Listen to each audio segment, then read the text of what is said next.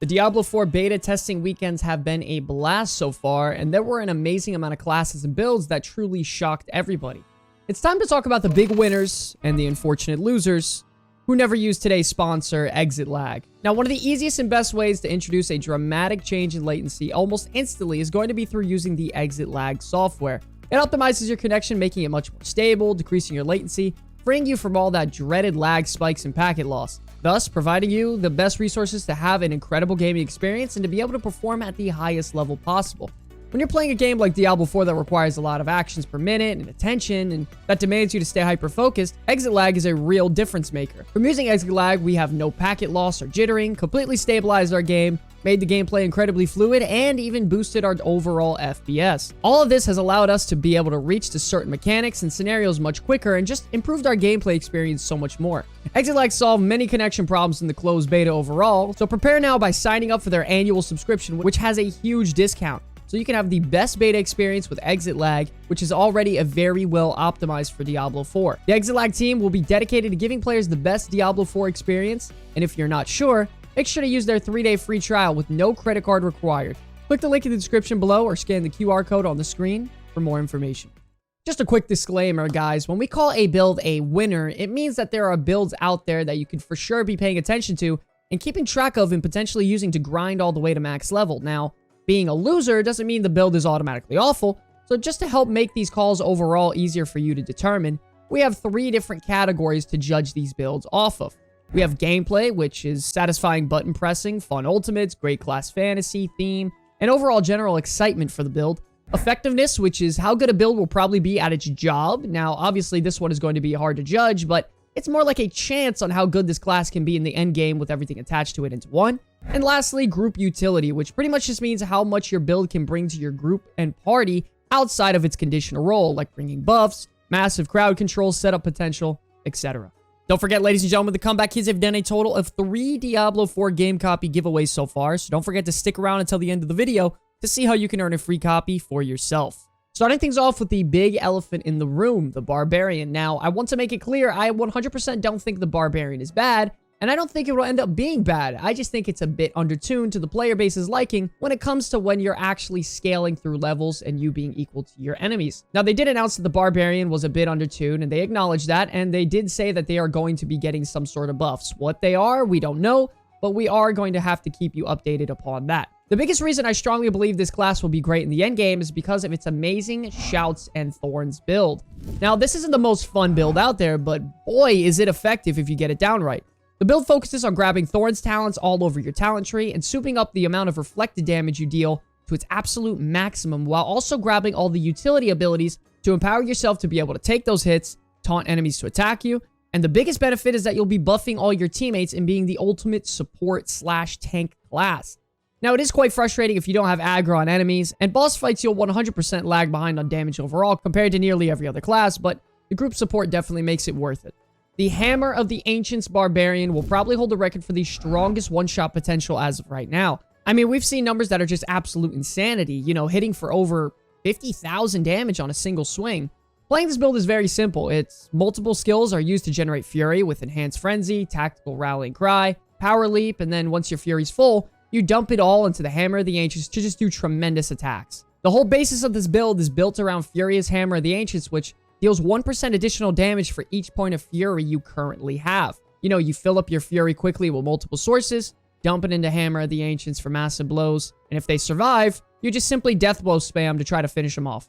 Now, there could be some very slow DPS windows if your abilities are on cooldown, but generally, that's not going to be too big of a problem on boss fights since you have windows where you deal your burst damage and other windows when you're running away, just pretty much running for your life. Moving on to your bleed build with the Barbarian. I would say the biggest issue with this spec is that it takes a tremendous amount of time to come into its own due to Rupture being its real core big damage dump, but once you get there, you have some great single target DPS numbers for boss fights. Both Flay and Rend are used to apply multiple stacks of bleed on enemies, and then you use Rupture to activate all that damage instantly in one swing. It's a really good hit and run build and is generally a perfect build for bosses. And it's really good if it's not such a melee unfriendly fight because you're going to be spending a lot of time stacking up that Flay as well as Rend Bleed. Overall, it's a mix up between the other specs and could definitely be tested out. We just recommend leveling as other builds until you at least get to Rupture. Moving on to the Rogue. Now, the Rogue, on the other hand, other than having immense damage and mobility, we presumed that it would perform rather low, and I have to say this class completely shocked everybody. The melee rogue in particular is an incredibly flashy class that just feels so satisfying whether you blow up the room with shadow imbuement or just crush elites and bosses with flurry. Now, there were some concerns overall about its survivability, but the 3% heal per critical strike paired with flurry, Dark Shroud, and your natural dodge made you a lot more tanky than anticipated. There are generally two routes you want to go with the melee rogue, either a high mobility rogue with great AoE damage with a twisting blade build, or an absolute boss shredder with flurry. Either way, the rate at which this class flies through dungeons is really just uncomparable. It is a bit difficult to get used to with all the movement and setting up tactical gameplay, but overall, it's incredibly rewarding. The big concern is their real lack of group utility, though, as a melee rogue. Even compared to the ranger, it's quite a big difference, which might cause issues in the endgame. There are some great poison and death trap combos to help set up some big AoE burst windows for your team, but overall, the group support is severely lacking other than Smoke Bomb, which would force your team into a melee cleave situation. Moving on to the range rogue, it is really in a fantastic spot overall. It has that immense burst to just clear out a room in seconds with barrage or pen shot paired with shadow imbuement. And for more of those single target encounters, you have rapid fire and poison imbuement paired with your immense natural mobility makes you a perfect range DPS for boss encounters. Rather than the melee rogue, the ranger typically has some great group utility with having 2 charges of caltrips to amplify your damage and chill your targets, triple imbuement rain of arrows to literally wipe a screen clean if you need to, and you could just pretty much add about anything the melee rogue does, just a slight step ahead. Overall, melee is going to struggle a lot in DPS on bosses compared to range in Diablo 4, due to range having an easier time on prepping things and dodging mechanics a lot easier, rather than melee being usually forced to get hit by some things. The biggest issue with range rogue is that it is quite gear and level reliant to even start to feel powerful. It's very dependent on vulnerabilities, attack speed, and critical strikes, which really aren't that easy to come by on a random account. Okay, now talking about the Sorcerer, this class really seems to be just light years ahead of most classes in almost anything. Defensive capability, strong consistent burst damage, great crowd control, and an amazing talent tree with incredible build variety. They really hold the case for being the strongest class throughout the entirety of the testing weekend, and I really think it's going to be nearly impossible to balance this class properly due to its enchantment system, and I really feel like there's always going to be some overpowered builds slipping through the cracks. Starting off with the Summoner Sorcerer. Now, this is a build and spec that particularly shines in solo play on its own, due to it lacking control and focusing more on a selfish style of play, but it's a very effective class spec overall that really just never takes damage due to having 2 active shields up almost permanently with cooldown reduction and non-stop summoning of Ice Blades. It really just gets to the point where you summon Hydras as well as Ice Blades, and after that you focusing on positioning and setting up your next abilities. You have great damage due to spamming your summoning creatures over and over, and increased benefits while you're healthy, like summoning an additional Hydra head and dealing 10% flat damage increase overall, as well as grabbing Glass Cannon, which is one of the strongest DPS increase passives in the game. There are slight variations with the builds, of course, but the base core of it is very strong for solo leveling in dungeons, and is a very safe choice to play while you're leveling. Electricity Sorcerer was really weak back in December and in the fall testing, and a lot of the people were upset they removed Arcane, but I don't think any of those things are going to be an issue anymore. Chain Lightning is going to be your main source of damage on this build with both mob density and single target boss fights. And you'll be generating tons of mana through collecting crackling energy off the ground and using Frost Nova and Frostbolt to be really used for mana regeneration. After that, you'll just dump all of it into Chain Lightning.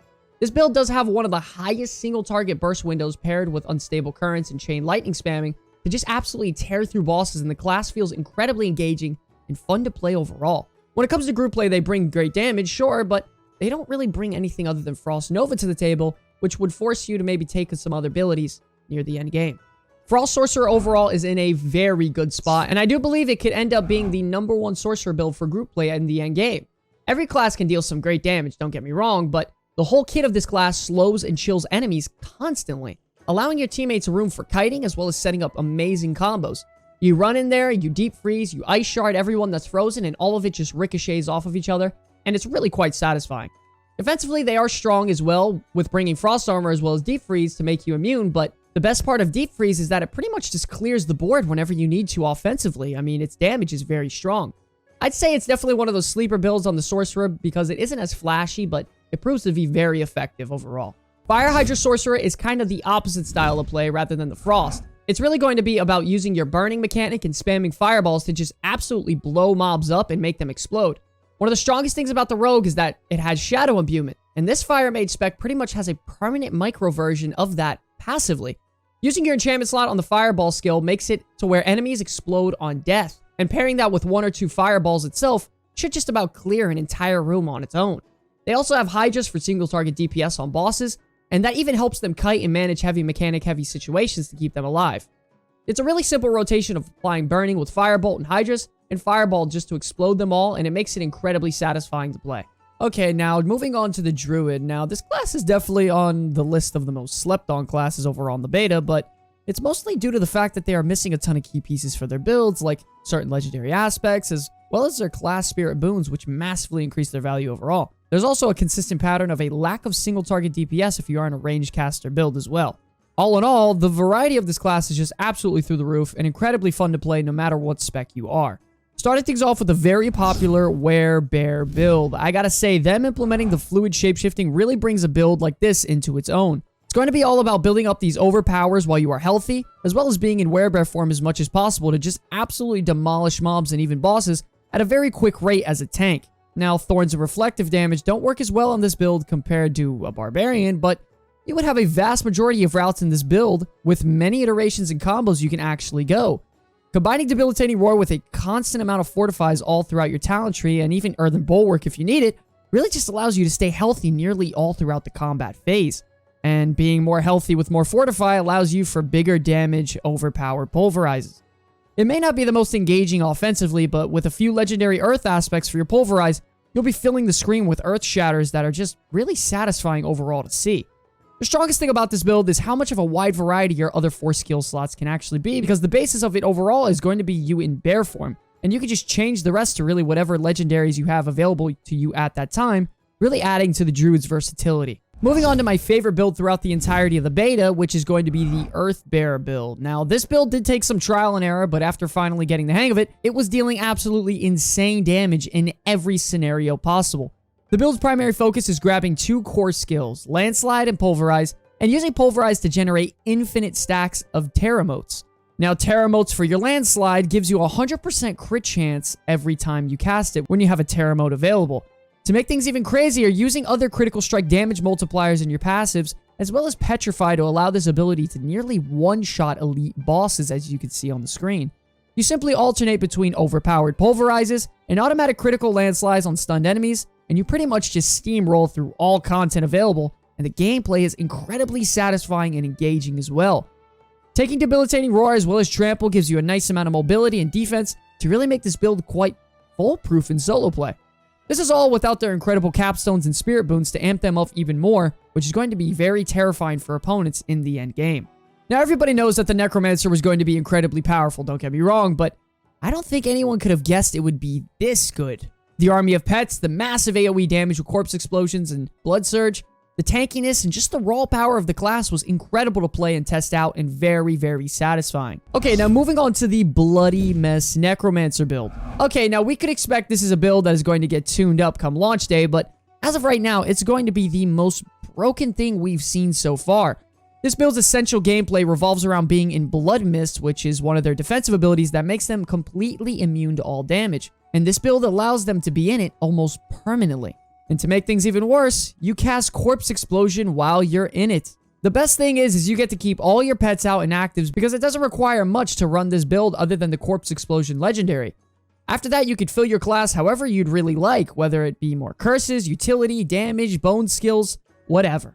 Either way, you'll be very, very hard to take down due to all your pets being active and you being in Blood Mist nearly 100% of the time. Okay, ladies and gentlemen, that's going to wrap up this video. What was your favorite build so far? Is there one that we missed? Let us know in the comment section below. We have so much content coming up for you all in the next few weeks. We have live streams, news videos, updates, guides for all things Diablo 4. So if you guys want to see more, please don't forget to consider subscribing. And back to that giveaway. The Comeback Kids is doing a giveaway for a free copy of Diablo 4. So if y'all are interested, please visit the link in the description below to find out more details on how to win that.